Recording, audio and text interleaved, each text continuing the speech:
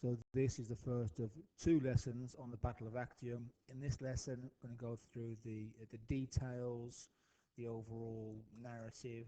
In the other lesson, we'll look at some of the sources. So recall details of this decisive battle. This is the battle that settles all this, really. Understand Antony's mistakes, keywords, embarkation, getting on a ship. A group of warships together is a squadron, smaller than a fleet. Agrippa, the commander, works for Octavian. Quinquereme is the type of ship often used at this point. A trireme is similar, so quin, 4, 5. Ballista, which is the catapult. Harpex is a weapon we'll look at. Marines, a soldier fighting on a ship. Malaria, a disease. So,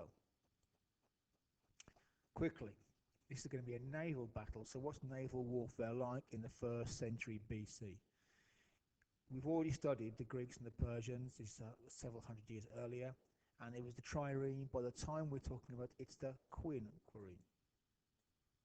5 oarsmen, at least, possibly more, we think. The ships are, by this point in history, much larger than the earlier Greek ones. They're still rams, but they're not often used. It's much more about boarding and bombarding. So you've got these little wooden castle things here. They'd be full of marines shooting bows and crossbows and the like. The ships have on them these sorts of Roman war engines, ballistas, for hurling things at the enemy, sometimes flaming things. But the main real way of fighting is to board. Come alongside somebody, grapple them, and try and capture their ship using soldiers, using marines. And at this particular battle, it is said that Octavian's fleet had the Harpex, as sort of, it would use one of these to fling one of these attached to a rope, enemy ship, and once that is tangled on the enemy ship, you'd simply wind it in, and you could wind the two boats together so the soldier could get across. Referred to as the Harpex, after a particular type of seashell.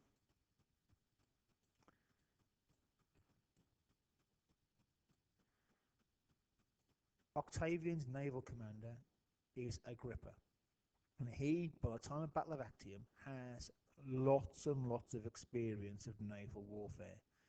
He's been the main fighting that Octavian's had to do in the west is against a rebel, Sextus Pompeius, the son of Pompey the Great, who has a large fleet.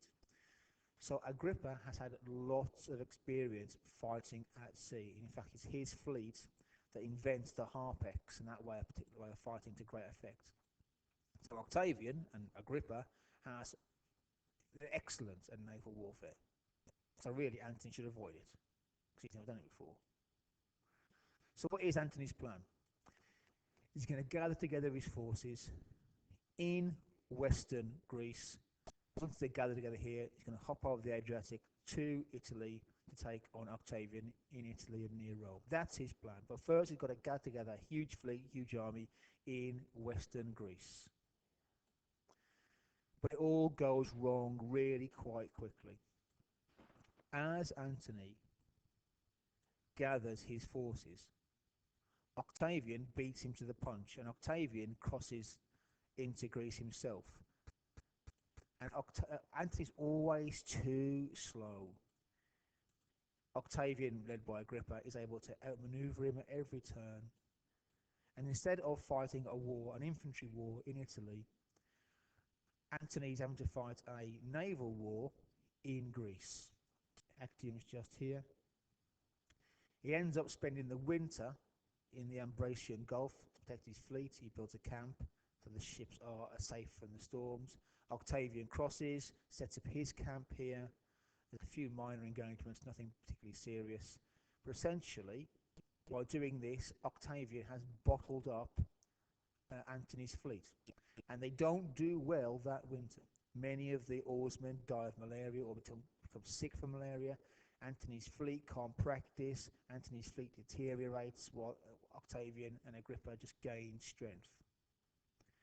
This goes on all the way through 31 BC. Look about it in more detail when we look at the sources. But finally, on the 2nd of September 31 BC, Antony's fleet heads out of Actium, out of the Gulf, to fight the Battle of Actium against Agrippa and Octavian's fleet. Octavian's fleet and about the same size. We read that Octavian's fleet has smaller ships, but more manoeuvrable. Antony has these very large quinqueremes, but undermanned and underpracticed. So the battle starts, and you can see here the way the sides line up. There are 3 big squadrons in Octavian's fleet and 4 in Mark Antony and Cleopatra's fleet, including back here Cleopatra's in a reserve position, shall we say. So the fighting starts. Naval warfare is very confused at this point in history. You can't communicate between the ships. It's really a series of individual duels. The sources indicate that Octavian's fleets, because they're more manoeuvrable, they're able to swarm the larger ships of Mark Antony's fleet. So you might have 3 of Octavian's smaller ships all attacking the same large ship from Mark Antony's fleet and doing quite well. But it's a bit, it's nip and tuck. Until Cleopatra's fleet sees a gap and sets sail for Alexandria. And the thing that gives this away is that Cleopatra's fleet has turned up for the battle with their sails and their masts. In a war, you don't look like this. This picture here is a mistake. These masts and these sails shouldn't be here. But Cleopatra's ships are under sail. It looks like all along her plan has been, once the battle starts, to get away, abandon the army, abandon the fleet, and leave.